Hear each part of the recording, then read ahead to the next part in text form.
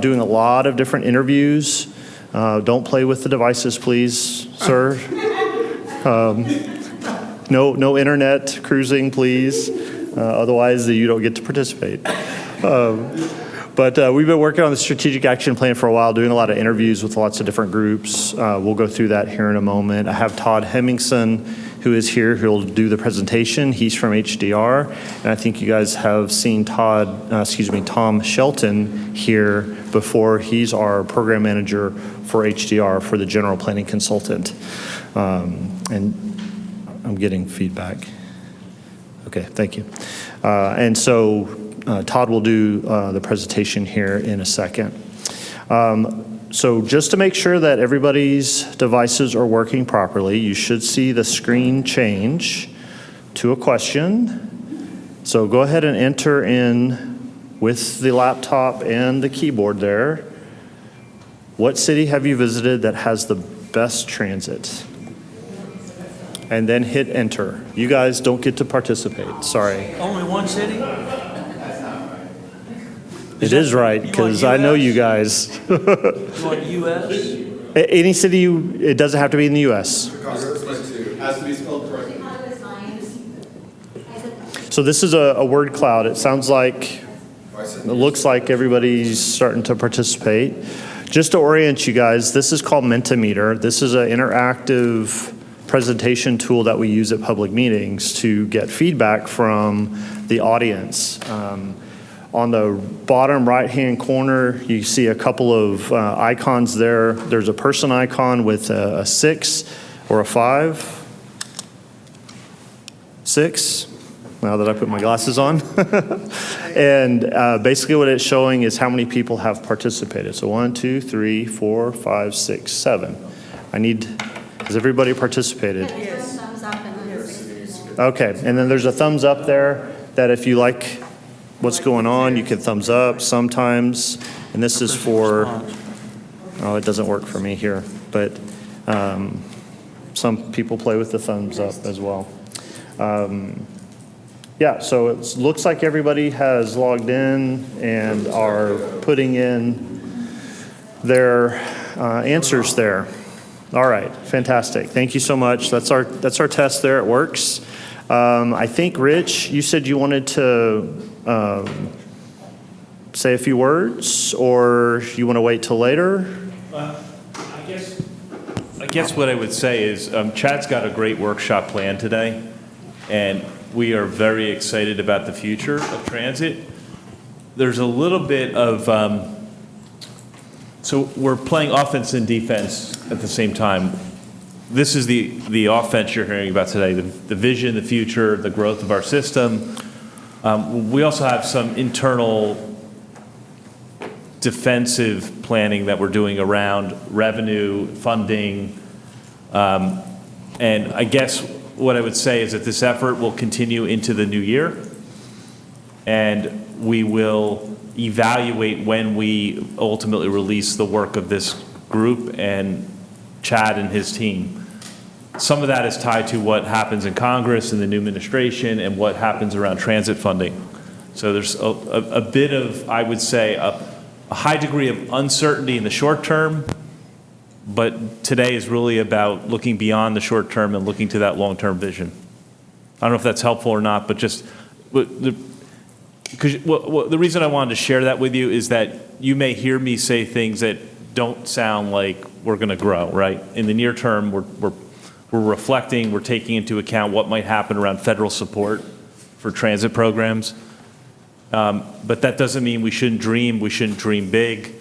And the federal government isn't the only entity that can help us advance our ultimate vision for transit here in the Fort Worth area. Yep. Any questions on that? I like to call that discussion in transit, we've got significant tailwinds. We have some headwinds. So we're going to talk about the tailwinds first. That's right. That's right. Yeah, thank you. There's snacks in the back. If you guys want some of those, there's coffee back there as well. Wayne, thank you. Oh yeah, apparently I have to give credit to Wayne for the coffee that's back there. He's the only one that knows how to use the machine, so. Wayne gets all the applause. Lastly, the strategic action plan is really for the next 5 years. We're going to look at a 1, 3, and 5 year increments. What can we get done in this time frame? And so this workshop today helps us guide us in the development of that plan. So without further ado, we'll bring Todd up and we'll get going. Thank you, Chad. And good afternoon. Thank you all for your time and attention today. And as Chad mentioned, Todd Hemmingson with HDR. Just a little bit about me so you have a sense where I'm coming from. Most of my career on the public sector, specifically working at transit agencies. I worked at 3 different transit agencies, 2 here in Texas and San Antonio at Via Metropolitan Transit, head of planning there, and then I spent 13 years at Capital Metro down in Austin as the head of planning there, and been with HDR about 5 years. So strategic planning is one of the things that really gets me excited and motivated. I love to do this work, really love being able to make a small contribution to helping set direction for transit agencies. I am a true believer in transit, really believe about the role that transit has to play in quality of life and building great communities. So getting to work on these is really a privilege for me, so thank you for that.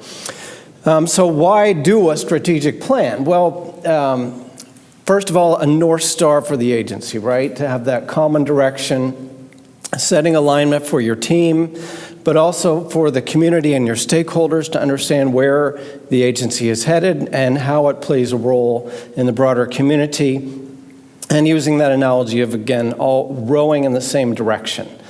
The other thing is really to be like a connective tissue. So transit agencies, by their very nature, have a lot of different things going on, many different programs, projects, and initiatives moving at any time, some in the queue, some happening, some just completed that you're trying to assess how they went. A good, effective strategic action plan will bring those together and help folks understand how the pieces fit together, and equally important, what their role is in helping get the agency moving forward up towards that North Star, your vision, mission, and values, and so on. And the last thing is a living document, right? So we do not want to produce something that sits on the shelf. We want something, in a perfect world, although this is the old-fashioned term, it'd be a printed document that's got little markers on it, has been highlighted, and so on. Nowadays, of course, it might be a digital version of that. But ideally, a strategic action plan is one that the staff and the team are looking at on a regular basis, and when the board's making decisions about funding, budgets, other things, they're thinking to themselves, is this aligned with our strategic action plan? Are these things working together? So in a simple graphic terms, it could be like this, right? And this is not to say that this is where Trinity Metro is today by any measure, but just generally speaking, you've got all these different projects, programs, and initiatives moving at different places, different departments doing different things. But when you're done in an ideal situation, you're still doing those things, but you have that alignment and that common understanding of where you're trying to head as an agency. That can really move the needle in terms of your effectiveness, your community perception, all the things you want to have positive metrics on. So when you think about strategic action plans and looking across at how other transit systems across the country and globally even have used them and are using them effectively, these are just a few of the highlights. Helping you adapt your service to changing market and demand conditions, right? So there's all kinds of factors that 5, 10 years ago didn't exist even. Autonomous vehicles, technology to enable real-time bus information, a whole range of things. How can you always be not necessarily on the bleeding edge, but hopefully near the cutting edge? And then this, I think we're seeing broadly in the transit space, is not just a bus agency, not just providing fixed route bus service, which has long been kind of the basic thing that transit agencies do, to more of a mobility focus of thinking about the complete trip experience, thinking about the different modes and services that can complement your core network of fixed routes, whether it be rail, bus, rubber-tired, what have you.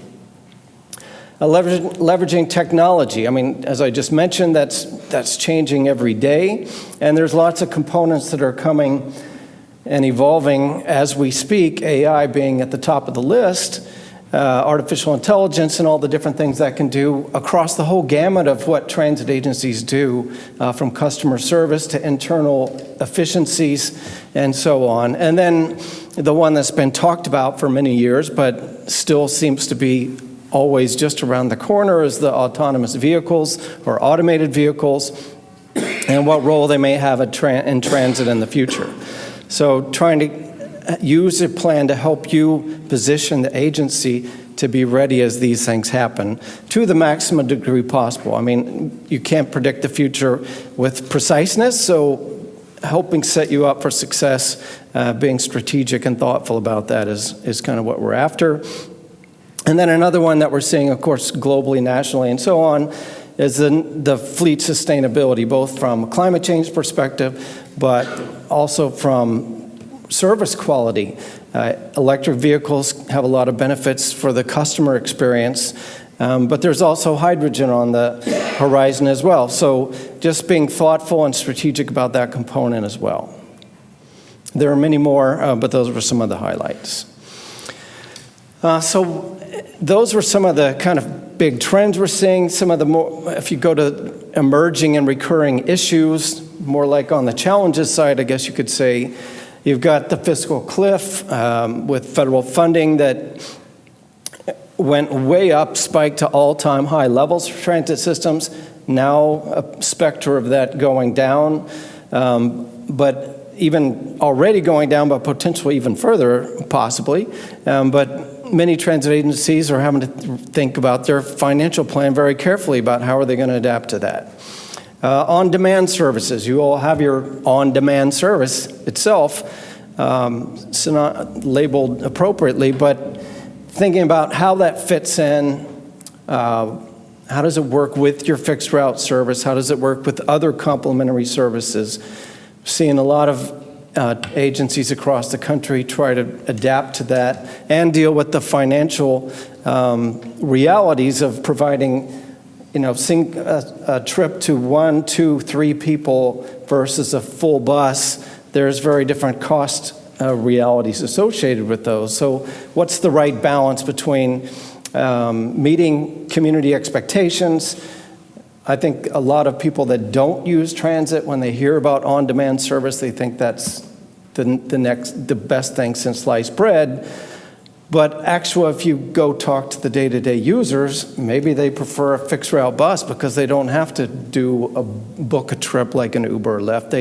They know it, they know the schedule, and it works for them. So understanding customer perspectives versus broader community perspectives and balancing those out, those kinds of issues. Equity has risen to the top for many reasons, but one of the reasons at the federal level is because there's been a big emphasis on making sure that any grant proposals have an equity lens as a consideration when they're scoring them to figure out who's going to get funded and who's not. So transit agencies have responded, and again, there's many other good reasons for that equity focus, but thinking about how to provide your service, how to allocate it within your community, considering equity, but also balancing that again with financial realities. In Texas, and having worked at 2 different Texas transit agencies, the service area boundaries issue is always a big one. You've got member cities, non-member cities, cities that may be interested in transit, but they're not a current member, but the way the state legislation is set up, they can't join because their sales tax is already at least partly obligated in many cases. So that's always a challenge, a big challenge. When I worked in Austin at Capital Metro, I know that you all have that here as well. Population growth and urban form. You're one of the fastest growing cities in the country. That's great, but how is that growth happening? Is it in a transit supportive way or is it an auto dependent way? and how that growth happens and what the transit agency's role in advocating, speaking up, educating about how urban form affects the ability of transit to be effective. That's an important part of the policy conversation. And then the last one, which you're probably familiar with, you all did a major redesign of your network just a few years ago.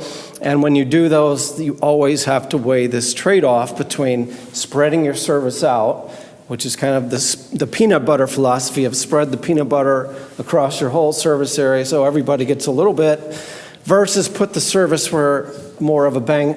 I always called it the Southwest Airlines philosophy of put the service where you get the bang for the buck, where the most ridership is. So it's that concentration and focus on frequency and high quality versus spreading it out, and what's the right balance. That's not only an issue when you do a bus network redesign, it's something that any transit agency is always having to deal with, and the fact is that you have sort of multiple masters to try and serve. You can't do everything because you don't have unlimited funding, so again, difficult and challenging policy choices there. And each community is different, right? We've got to respect that. Chad, I might need some help here. It seems to have. Oh, there we go. There we go. Okay. So, strategic action plan. That's kind of a little background, and where are we? As you heard, we've been at it for about 6 weeks, 2 months. Just to give you a sense of what it is, this is really the scope of work.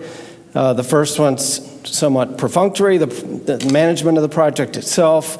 We basically have completed number 2, which is looking at your existing conditions, your needs assessment. Chad and his team have pulled together a whole range of different documents for us to review, try to pull the common threads out of those. What are the key themes, key issues, et cetera. We have conducted some outreach and engagement. I'll summarize what I think we've heard so far. And I know you all had talked to Chad as well individually, so the notes from those meetings have been super helpful too. Then we'll work on goals and objectives and metrics. Really the kind of meat of a strategic action plan is putting that together, and then the framework, because we'll end up with a list of projects, programs, and initiatives that we think are important, but how do you prioritize those? So we want to tie those to your mission, your values, simple, safe, innovative, other key things that are guiding the agency that you all have worked on as a board to provide that direction. And that will be that framework and create a matrix by which we can look at the different projects, think about their implications from financial to policy to operational, to cost to maintain them, state of good repair, those kinds of things. Evaluate them in all those different lenses, and then give you a prioritized list with a 1, 3, and 5 year time frame. It's really kind of the nuts and bolts of what we want to come out of this. And we'll put that into a draft plan, an early draft by December, and then a more formal draft early next year, and then ideally, depending on direction that you all decide, and Rich, then we'd have a final action plan early next year as well. So what have we heard and who have we talked to? This is just a brief recap. As I just mentioned, we've chatted, spoken with the board members, but we also had reached out to city council members. We have a meeting with NCT COG next week, so I'll be talking with them. They've got a group of different people on staff that we'll be meeting with. You can see the rest of the folks on the list that we've talked to and gotten some good input, and some common themes I think have emerged from that. So just to recap some of those, I think some of the things we've heard so far is that there's opportunities to improve the customer-facing technology. There were some comments about the website, about real-time information, apps, other things of that nature. I think that's not restricted to Trinity Metro, but challenges and opportunities that transit agencies across the country are facing as customer expectations have changed about those things on a regular basis because they see from other people on their phone, for example, things get easier and simpler to use, and so they expect that of transit as well. Customer safety and security, again, not restricted to your agency, but common themes we're seeing in many places is even if, in fact, the statistics show that it's safe to ride the bus, and statistics do show, in fact, that it's much safer to ride the bus than to drive your single occupant vehicle, but if there's a perception that it's not safe, that is a huge issue, right? So thinking about strategically and cost effectively, how can you build confidence in the community, not only your current rider base, but new riders, that transit is a safe, comfortable, reliable, and secure travel option. Definitely heard, and again, I think the on-demand service has been well received from the things we've heard. The perception of it is that it's a great service. Of course, most of those people are not necessarily thinking about the cost to deliver that service, but public perception-wise, I think on-demand service is here to stay because it can fill some important roles within the broader ecosystem of the transit services you provide. Definitely heard collaboration as a major theme from some of your stakeholders and partners. TxDOT emphasized that at least 4 times on the call I heard.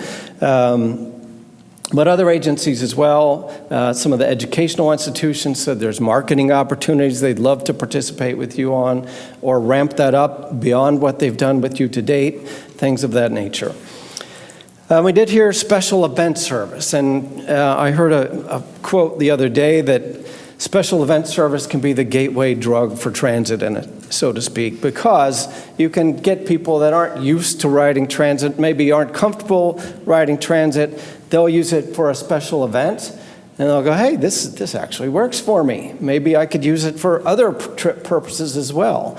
And so while it may not be the most cost-effective way to allocate your service from a public perception standpoint, having highly promoted, well-received special event service that helps people not be stuck in traffic, not have to deal with the hassles of leaving an event in their single-occupant vehicle, stuck in traffic forever, that can really be a perception differentiator in terms of the transit market.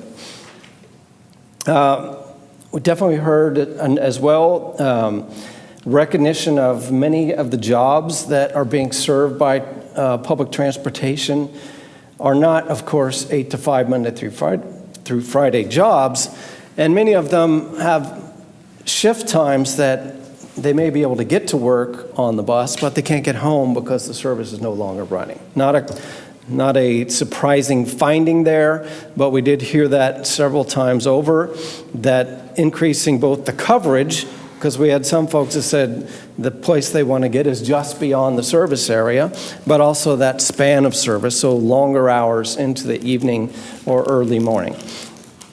And then, this wasn't universal, but I do think there's a recognition of that core, at the end of the day, thing that really matters is funding, and the fact that Trinity Metro is not funded at the same level as some of your peers within the state, and that you can't, again, do everything. So how do you maximize your existing funding? How do you maybe set the table for additional funding in the future?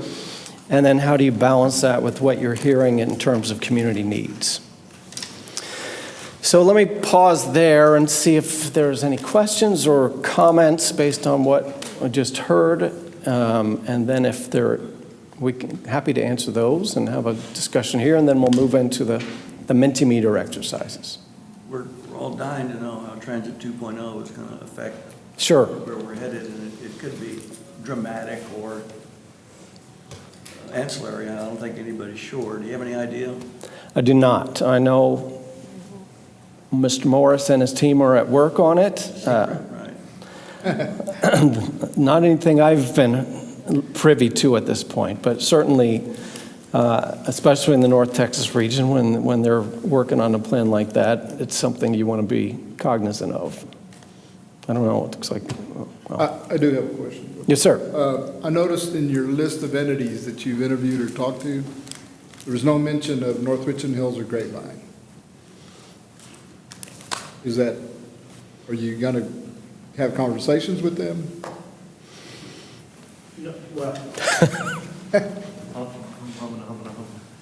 So I was planning on doing that through the board members themselves, but we can certainly reach out to the city managers or others and talk to them as well. We're not done fully with the interviews, so we can add to that. Sure. For our city, I don't know how Grapevine feels, but I think having a conversation with our city manager, Okay, assistant city managers, could also open that door for additional services. sure, we'll do that. And to promote transit in our communities, our residents are up and down the rail on TexRail. You know, what other services is available for them in Fort Worth? Okay, yeah, we could do that. So I think it'd be a great, my personal opinion, that it'd be a good opportunity if you could take the time to talk to them. Okay, And I would start with the city manager and the ACMs. okay. I'm looking at Jennifer, so she can get it scheduled for us. I would encourage also adding UTA and Texas A&M, because it wasn't on that list, but I mean, their student populations, especially once A&M Fort Worth comes online, that's a huge opportunity for people that already are telling the boomers they don't want to drive their own cars anymore. Right, okay. Yeah, we'll see what we can do, getting those folks. Excuse me. Yes, I was just going to also add to the list if we could include the other healthcare agencies. I saw a hospital up there, but there are others, and they also have clinics that are located throughout the city as well, so there might be some opportunities there. So, Okay, yeah, we'll see what we can. thank you. I was also wondering about the Chambers of Commerce or the EDP, if we've talked to them about it as well. All We like right. talking to people. Just add to your list. That's your list. Any other comments at this point or questions? All right, well, you had your warm-up question with the Mentimeter tool, and now we would like to use it to both get some feedback from you, but also prompt some discussion. So the way we frame this up is really to put yourself in the future and then to think retroactively, because we find that this is a good way to kind of think about a strategic plan. So think about 5 years from now, assuming the plan is adopted early next year and has guided the agency for 5 years, and you're reflecting on the progress of the plan and how it's influenced Trinity Metro's direction. So first question, and you'll type in your responses here in Mentimeter, is just basically, how would you know if the strategic action plan has been a success? Again, you're in 2030. The plan has been a living document for 5 years. How would you know that it's been a success? What would you see or feel or perceive differently after 5 years of the plan? These can be simple, a few words, or if you want to write a full sentence, or whatever suits you. And you should have multiple opportunities to respond. So it's just not a one.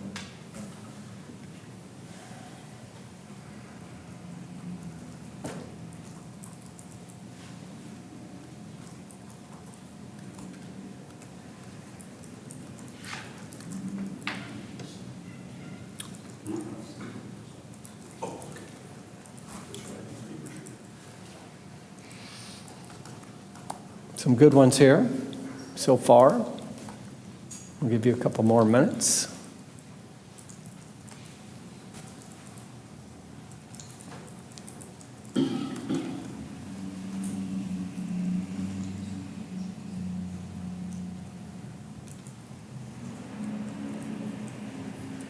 Oh, wow.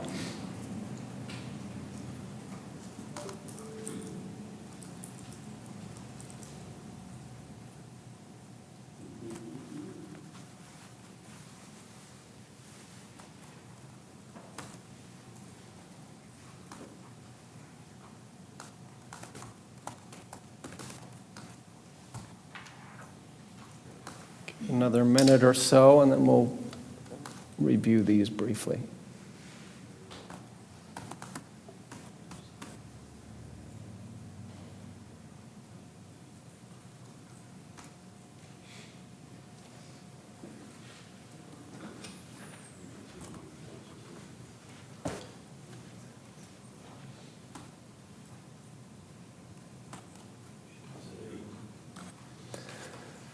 Not surprisingly, increasing ridership is a very consistent point, which is certainly a great outcome and be great to see.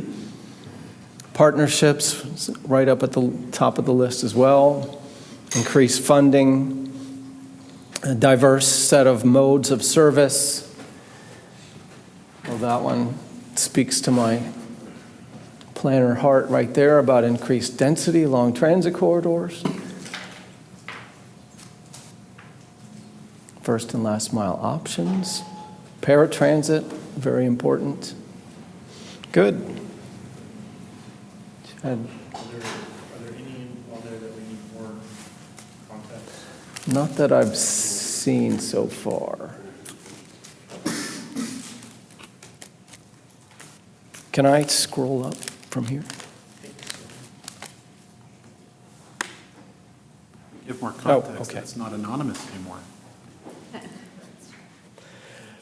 All right, well, thank you all. That was great. Does anybody care to elaborate, or I'll call out a couple perhaps? I think public support, I mean, obviously in any system, and especially in a state like ours, having public support for your transit system is both a challenge, but also hugely important. The increased funding, there's a number of different ways to pursue that, of course, but yes, that makes a big difference, obviously. Broad access to transit, that's an excellent goal.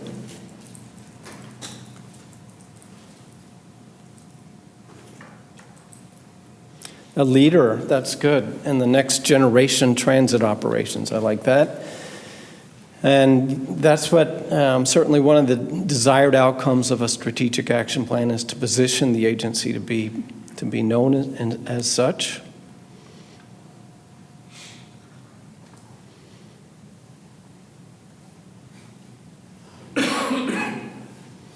Still have funding. Oh, I like still have, that's important. Moving into the next strategic plan, ridership increases. Yeah, and urban rail and phase 2 and planning, that'd be fantastic. All right, any comments or questions on that first item? Good feedback. All right, let's go to the next one. You don't have to put 3, but we've suggested what are 3 key accomplishments, and you may have listed these in that first question, so if you could bear with us and just jot them down again, if that was the case. But are there, top of the mind, top of list, what are 3 key accomplishments that this plan would help Trinity Metro have achieved after 5 years? For your overachievers, if you want to. Oh, absolutely.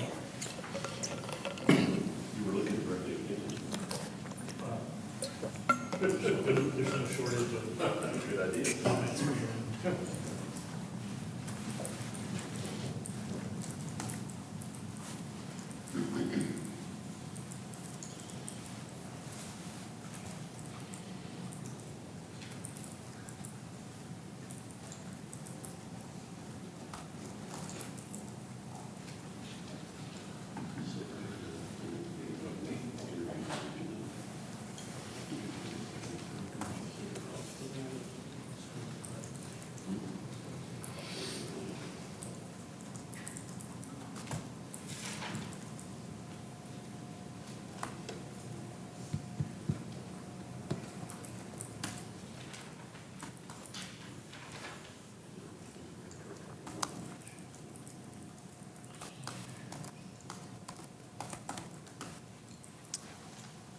Off to a good start.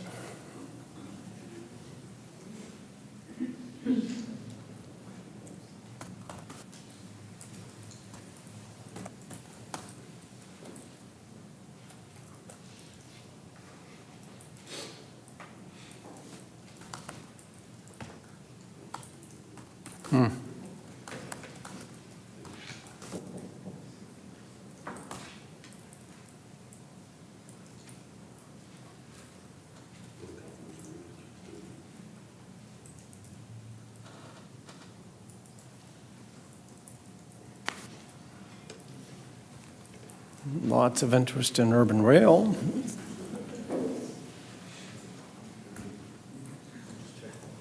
Mistletoe.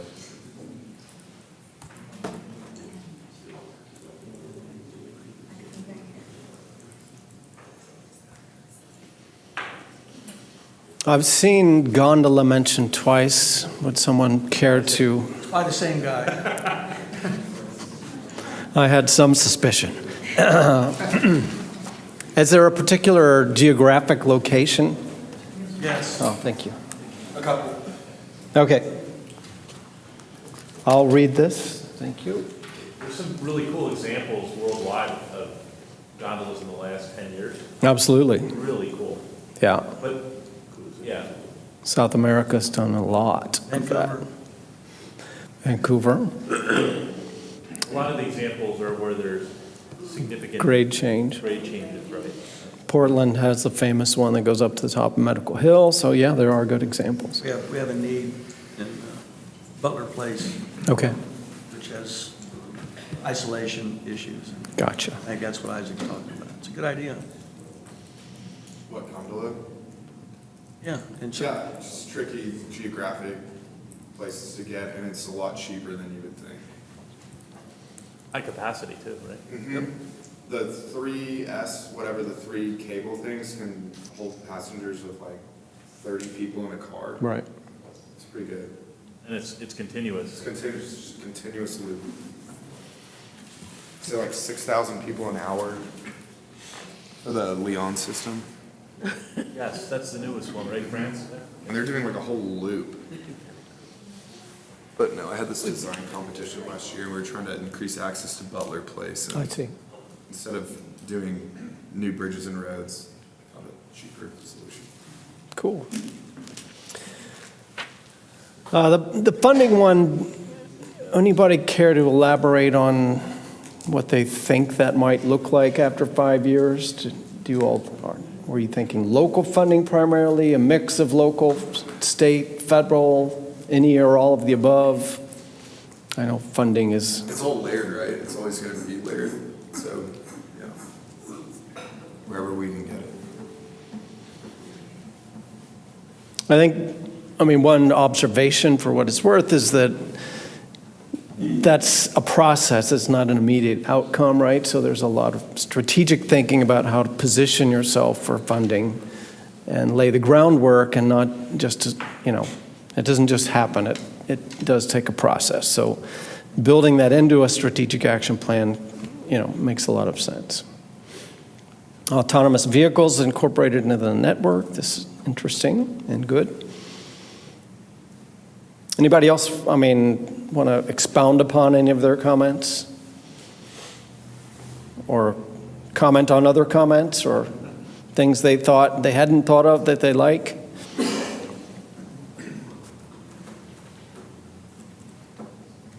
they're all good. All right. Well, I would say that a lot of these ideas ultimately come back to the funding question, is community support. So in terms of priorities, we absolutely need the strong support and funding, and then we can do just about anything we want to do, right, if we have that as a baseline. Makes sense. Yeah, because all these comments seem like we're trying to be everything to everybody, but there's the financial realities. So we really need to prioritize, like, what are we going to be in 5 years? That's tough, And who are we serving? right? The people that use our services, I guess, but. Right, but we have current riders, and then we have Future writers. Perspective, right? Yeah, that is always a challenge, without a doubt, is that the whole notion of your existing ridership base versus, not versus necessarily, not the right term to use, but, growing the market, attracting new riders, and the service composition and mix of services, the geographic coverage, span, all those things are affected by your targeting of who your audience is, as you just said, Rich. So definitely things to think about. I have to say that TexRail, right, was a very expensive project to serve new communities in the northeast corner of Tarrant. But I also think it was strategically important for this agency to, if we're ever going to ask Tarrant County voters to approve and support Trinity Metro, we needed to show people what modern transit looks like. So I almost think that TexRail ends up supporting our bus programs. The reason I say that is it gives us latitude to do things and to show that we need more investment, right? And somebody that may not end up on a bus route, they've ended up on TexRail, and they like TexRail, so they're willing to tax themselves to build more TexRail, but by de facto, if we get funding for rail, that allows us then to spend more on bus, because now we're not diverting, Exactly. right, our resources to fund rail. Does that make sense? It goes back to educating the community. I'm sure a lot of people in Grapevine don't know that TexRail is also, they do buses. It's just a way for them to get to Fort Worth, I think the 30-minute headways are already making a big difference on TexRail. My coworker just moved to Flower Mound, and she hopped on the TexRail North Airport Station. And the 30-minute headway, she's going to take it at least once a week now. So it's already getting new riders. Right, Reed? It's working. The plan's working. In 10 minutes. Reed, those gates are still killing me, man. Maybe a solution, it's a definite maybe. Still killing me. Good comments. The 30 minutes can make I 100% agree, make a major difference in public perception. If people know that it's not hourly, which, if something happens during your day and you need to get back, hourly is a significant barrier. But every half hour, it's a big improvement, so yes. All right, any other comments on this one? Your top three, so to speak. We've got a good list. Okay, let's move to our next one. This is a three-part question of the same sort of theme, and to the points you've made so far about public perception, building support, which ultimately lays the groundwork for additional funding. The three components are really in the eyes of your riders today, and then two other audiences we'll get to in just a moment. But if you think about your riders today, in 5 years, if this plan really took Trinity Metro to the next level, made a lot of good things happen, what kind of things would today's rider, how would they view the agency differently in 5 years if this plan just knocked it out of the park, so to speak?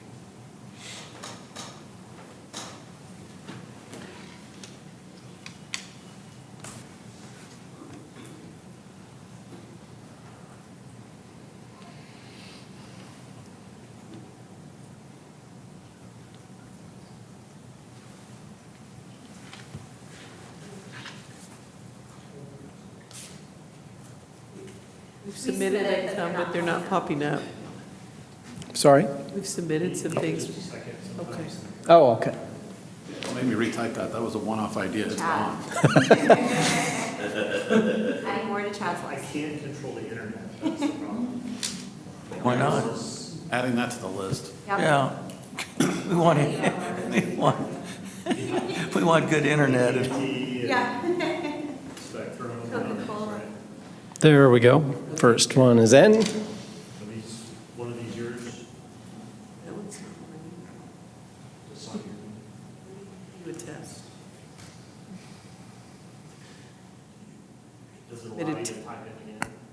Putting test.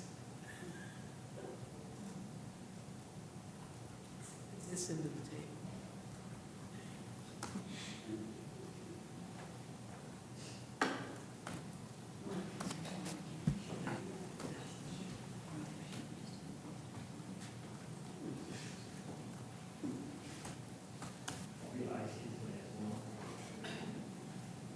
I'll resubmit. Let me see if I can do a thumbs up. That's a great point right there.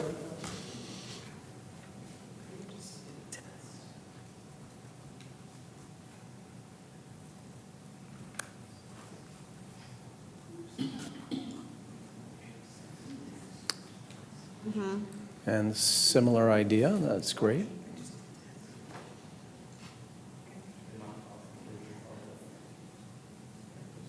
Oh, okay, now we're on set. Okay, here we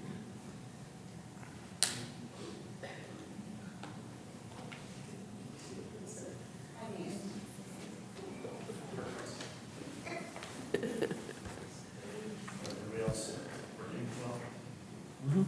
Okay.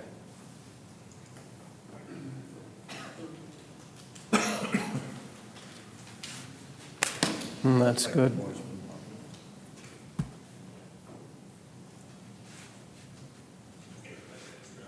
Yeah, these are good ones. Thank you.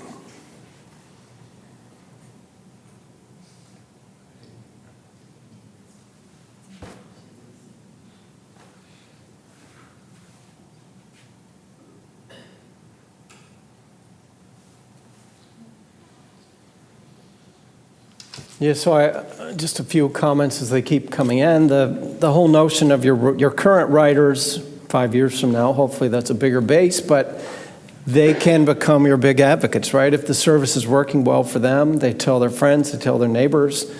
That's fantastic. That's like, yeah, right at the top of the list, I would say. This one resonates really well is this whole notion of the transit agency being essential to your city's future, just like other infrastructure. A quick story, in Austin, we had a non-member city, Round Rock, which is probably the Arlington equivalent, perhaps, and their mayor was dead set against transit for many years. And then what changed was not us at Capital Metro going to talk to them and try to beat our own drum. It was the businesses that wanted to move to their city, and it was on repeat. He kept hearing over and over, what kind of transit service do you have in your community? And when he couldn't answer that, and he kept hearing it over and over, and they said, we're going to move elsewhere if you don't have good transit in your community, that was what moved the needle. So sometimes you can only say so many things yourself, but having the business community come and make that advocation for you, game changer in that case. They could not join the agency because of the state rules about joining transit agencies, but they contracted for service with Capital Metro, which is still in place, and they get ongoing transit service in their community, which helped them attract their businesses and improve their economic viability. So just a little example of what can happen if you get to that point, and it's continuous improvement. You're never there all the way, right? But building that notion that transit is integral to successful cities, and especially to major large cities like Fort Worth is quickly becoming. Great comments about clean, nice, reliable services. Safe as well. So these are good ones. The preferred choice versus the option of last resort. That's that paradigm shift that a strategic plan should certainly be working toward. So that's really helpful.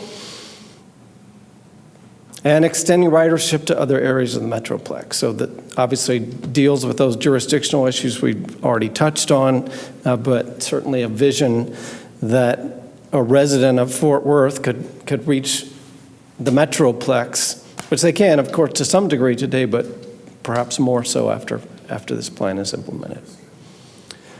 Other comments, or anybody want to chime in on that one, or we'll go to the next one?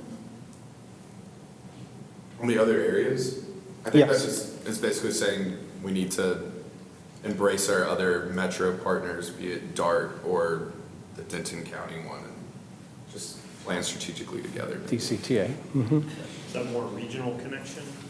I think so. I don't know, that's how I'm looking at that comment. Okay, a little different twist on the same question. So instead of thinking about your current writer base, from the community at large, with the successful implementation of a strategic action plan, how would the perception change from, and a different way of looking at this lens could be the taxpayers, the ones whose taxes are supporting the agency. How would their perception be different if in 2030 with a successful strategic action plan?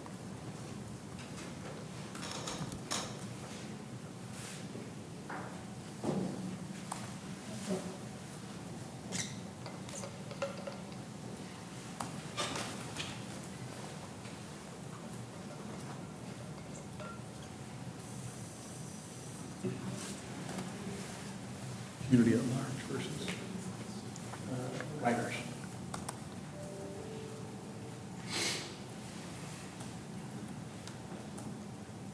Now, this is thinking about people that may not interface, ride, use the system, but how would their view be different if this plan were successfully implemented? Yeah, that's a good point, Todd, is that the rider is usually the one who's going to be on the service, right? And the community is, we all have interacted with people from the community who may know about the system but may not use it. And so it's really kind of looking at those, from those people's point of views, right? Is from, not from the specific, but from a larger point of view.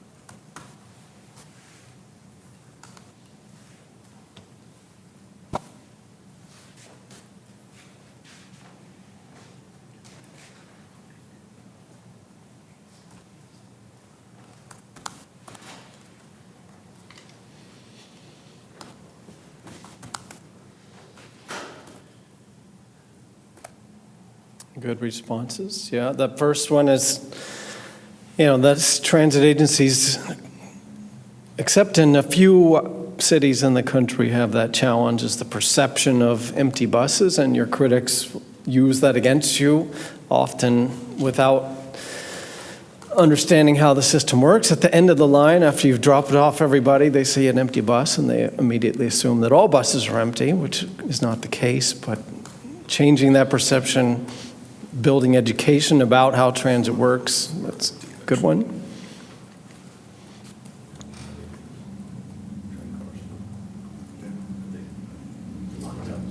Economic benefit, yeah, sure, that's great.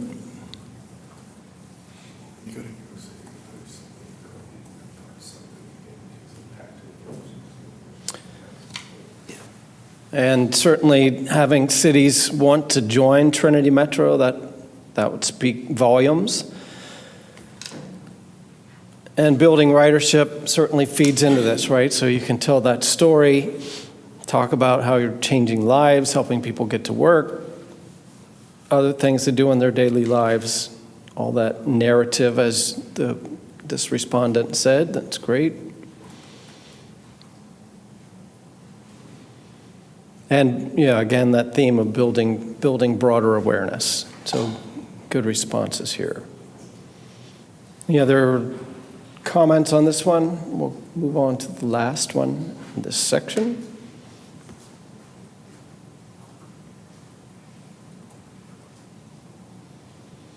So the third lens, if you will, is your agency partners and elected officials. So this is a different audience, but one that is equally important. So from your key agency partners, obviously the city of Fort Worth, but also some of the other cities, NCT COG, for example, and then elected officials, both at all levels, local, state, and federal, how would their perception be different in 5 years?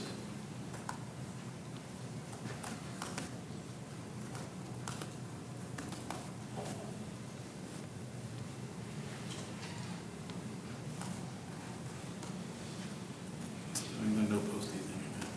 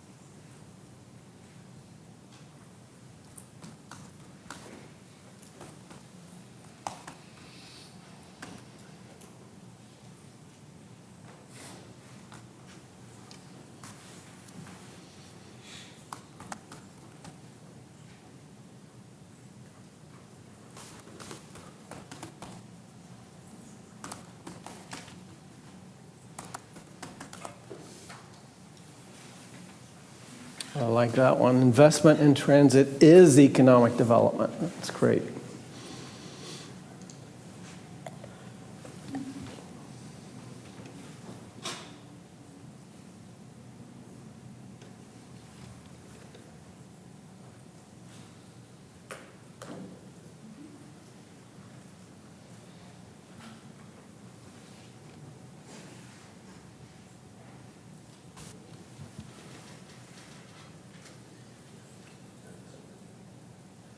These are great responses. Thank you. Just letting him.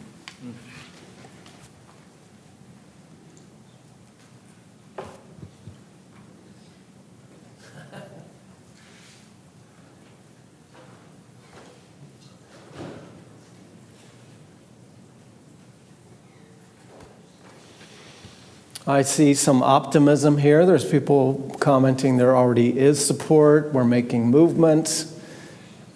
And even more support would be even better, of course. So that's good feedback.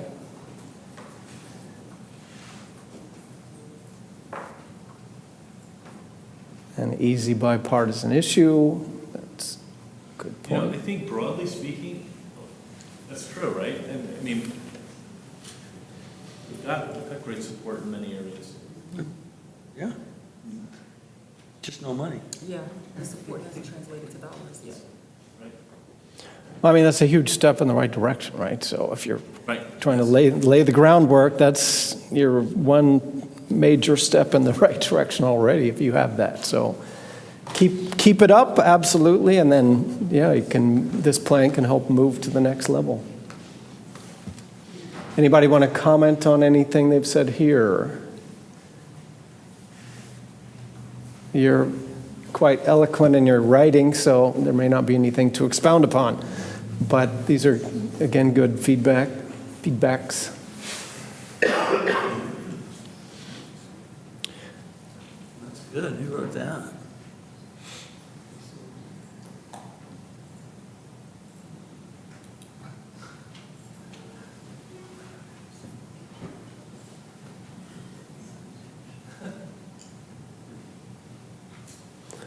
All right, well, great. Let me just kind of tell you what we're going to do with this feedback you've given is use this as we frame up that matrix of programs.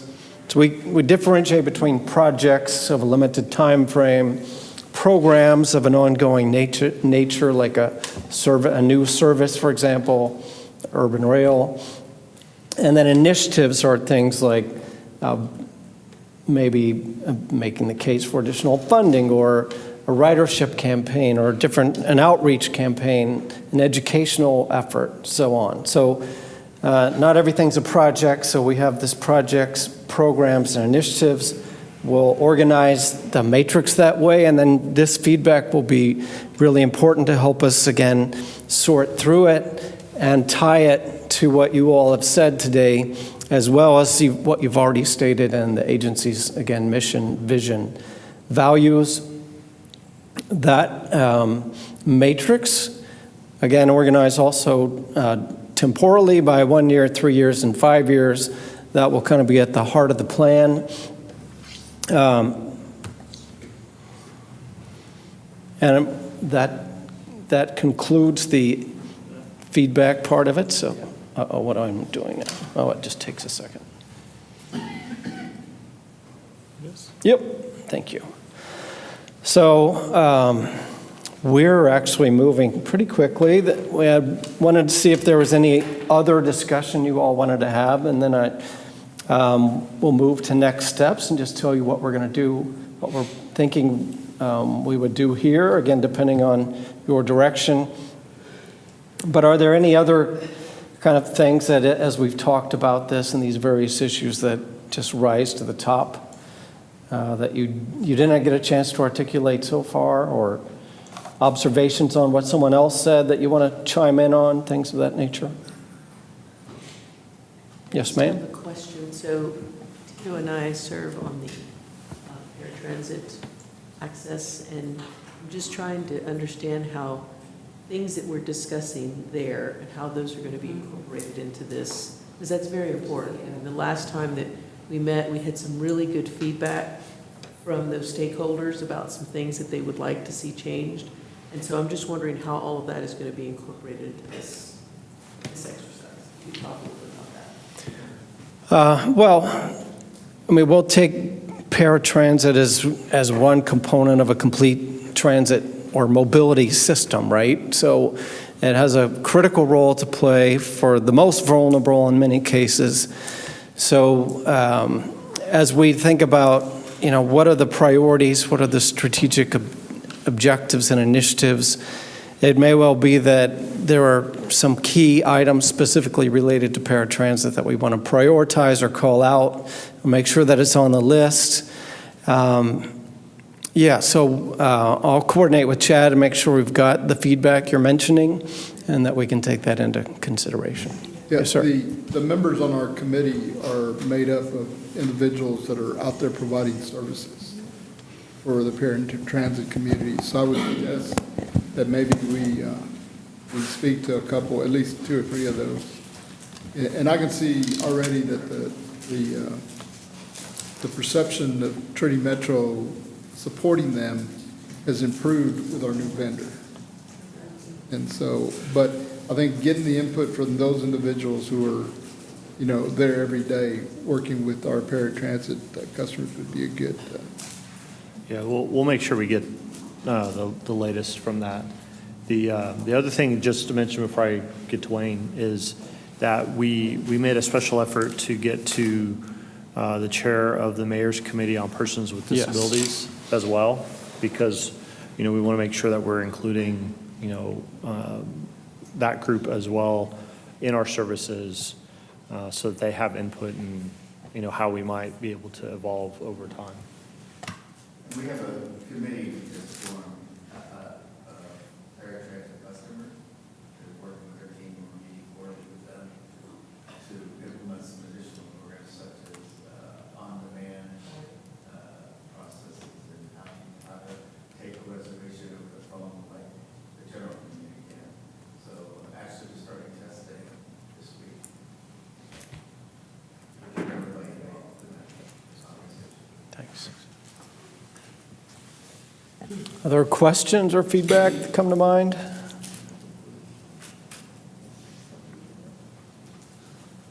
All right. Before we move on, just so if we could do a little level setting around goal of this document, right?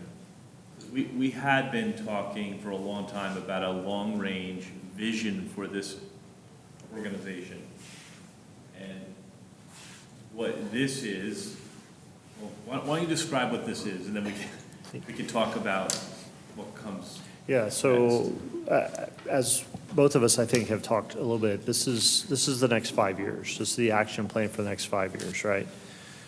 This isn't necessarily what happens beyond 5 years, although a lot of what we do hopefully will influence that. But next year, once we complete this, then next year, as we're working on the strategic action plan, which this document is, we'll also be developing a system plan or a vision plan. And that will be the part that will start identifying big projects that we want to try to complete over the next 25 years, right? And so this helps us get started. The strategic action plan, our goal and design is really that would be an evolving plan, right? And so where we may do something like this every 5 years or so, but every year I'll be up here, or Todd or Tom or whoever, to be able to kind of give you a snapshot of where we are and what we've accomplished, right, in our plan, and to develop and to implement the strategic action plan. And so this is that part. The system plan is really that. It's how do we want to grow?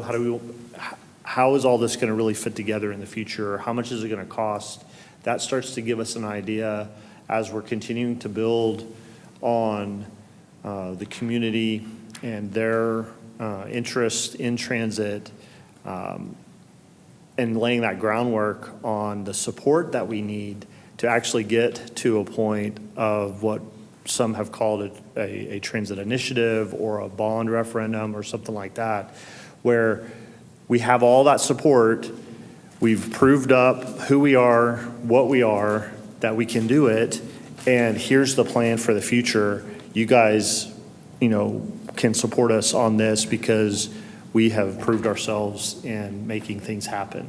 And in that way, we have a higher win rate, if you will, than others might if we didn't start to lay this groundwork over time and start to lay out the plan so that you can see what we're trying to do in the future. Does that help? Is that? Yeah, that's great, Chad. Trying to break this down into two really distinct phases, because we have done, I think, too well in delivering super projects that leave the impression that this agency has lots of capacity to do more. Right, we've delivered TexRail, $1 billion project, wow, knocked the lights out, ridership's growing, Orange Line, huge success. Relaunching our bike share program, relaunching our on-demand program, rebranding. It feels like the sky's the limit, but we're actually hitting the sky right now. So we wanted to show what the next 5 years looks like based on the available resources that we have, which I think is going to leave a lot of people wanting a whole lot more. But it also does two things for us. It says, here's what we're able to do within the resources we have. And by the way, here's how you're going to hold us accountable, right? Because we're telling you what we're going to do. We're going to work on that over the next 5 years. We're going to report back not only to this board, but to the public. And so we think that also builds support, right, to show that there's, a plan and then action. The one other thing I'll say is that long-range plans excite people, but then that is usually a big letdown because you publish the report and then there's not that, they don't see it. And so we want a 5-year plan to show people, okay, you're not going to have to wait long. These are the things we're doing now, and you're going to see those benefits in the next few years. Does that make sense? Okay.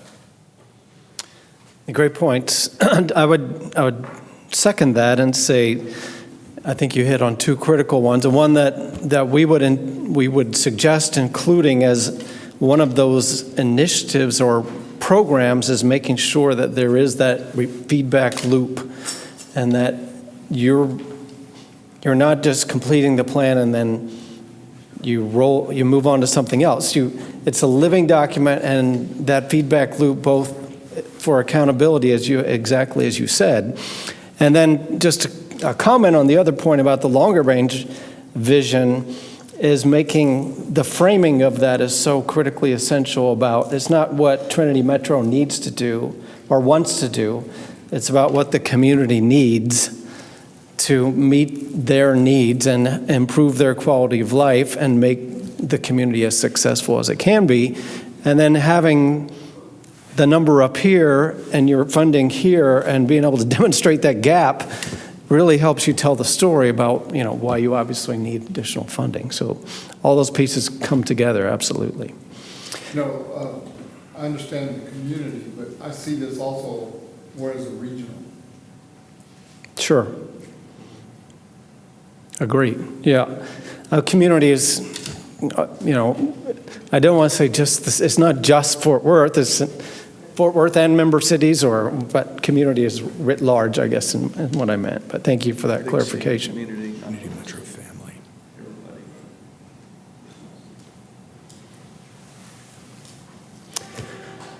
All right, so just to really wrap up and then see if there's any closing thoughts or comments, just a quick timeline of where we're headed. The work session today has been super helpful. Thank you again for your time and coming in early on your board day. We'll complete those stakeholder interviews and take into consideration the additional suggestions we heard today. We'll keep working on the different components of the strategic action plan.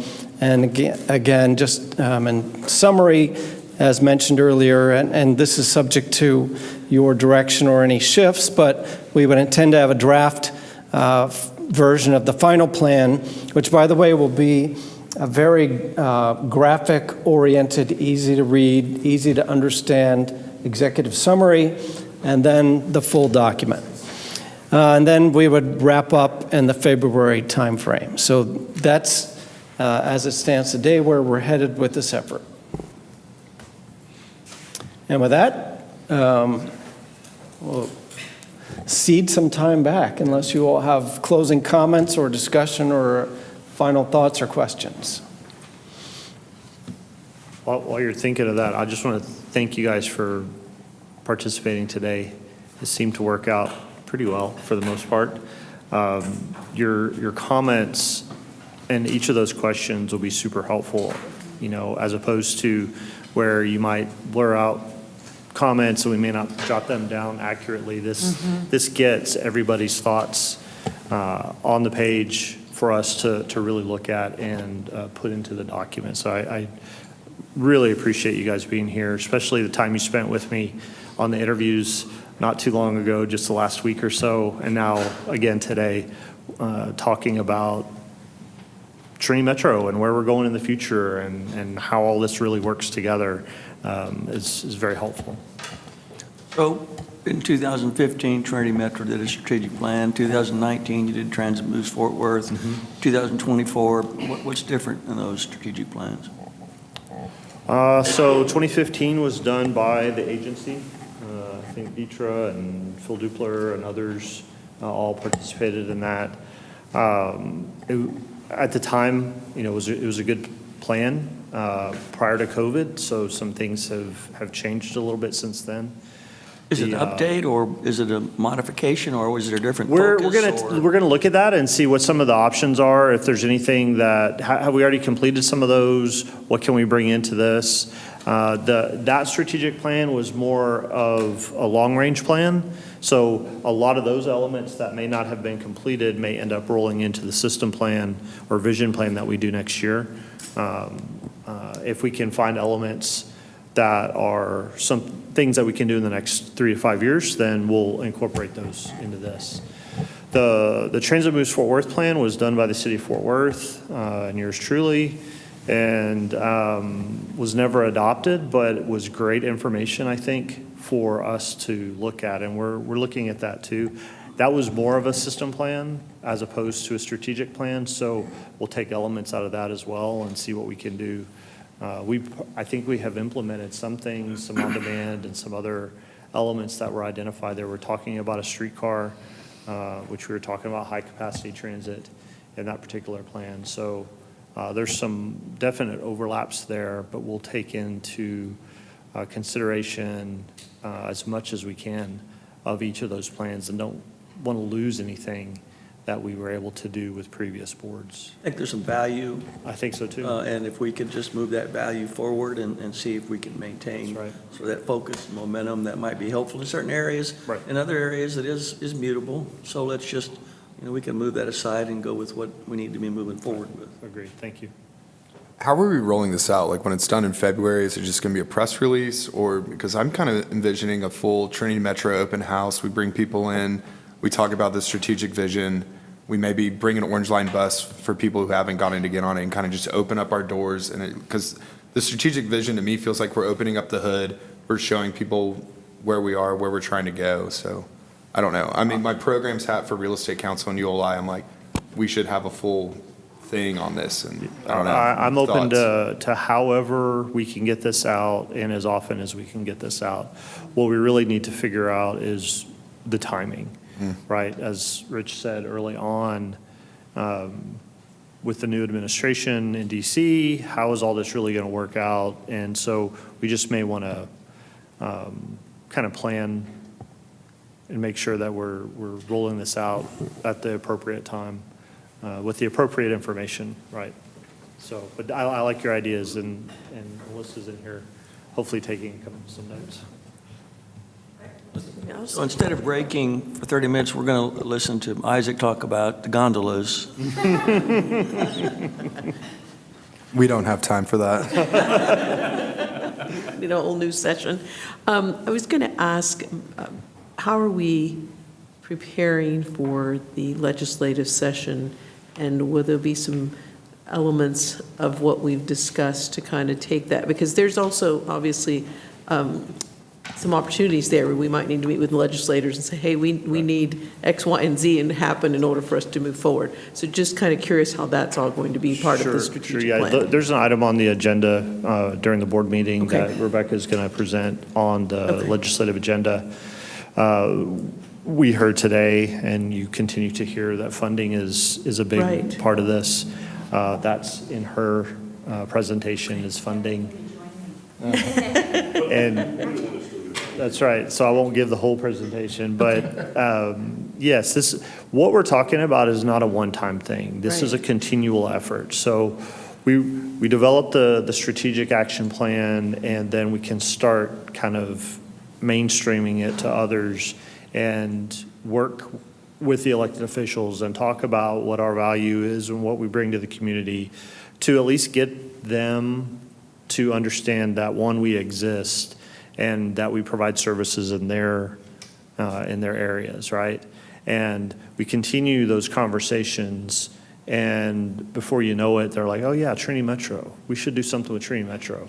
And then the next legislative session, and then the next legislative session, they're open to ideas that we bring to them on how do we increase funding, how do we provide opportunities to their constituents.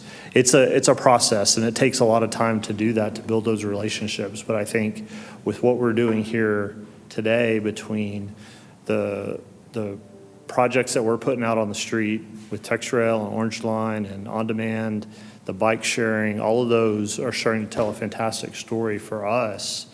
The value of transit is going to be one of those.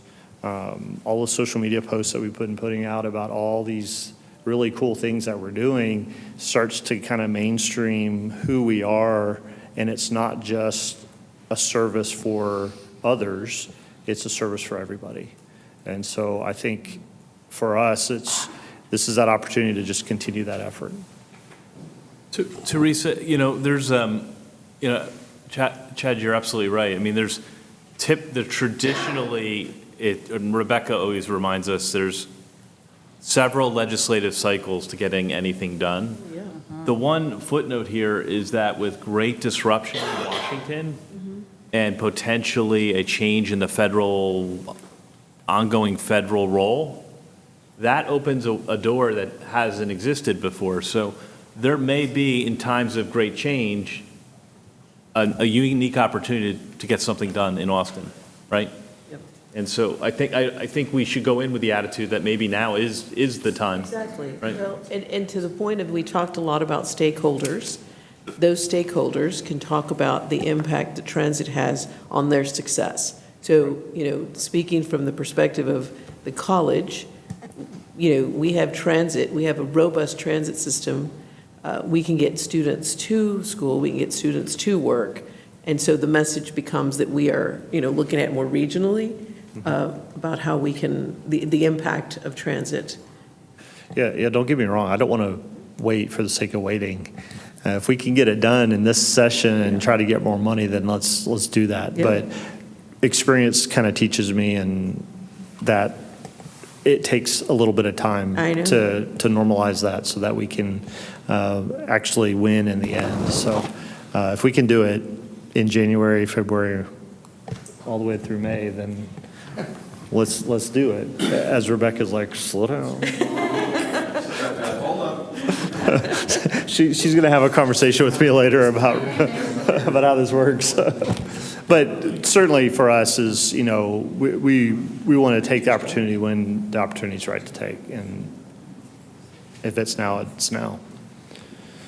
Other thoughts, questions, Y'all got comments? some talent here, ladies and gentlemen. You may want to ask questions. Oh, he was talking about him. Talking about Todd. Sorry. You knew that you said it first. Okay, if not, we'll adjourn this workshop and wait for the formal meeting at 3. Yep. We get snack? I'm on time. Thank you.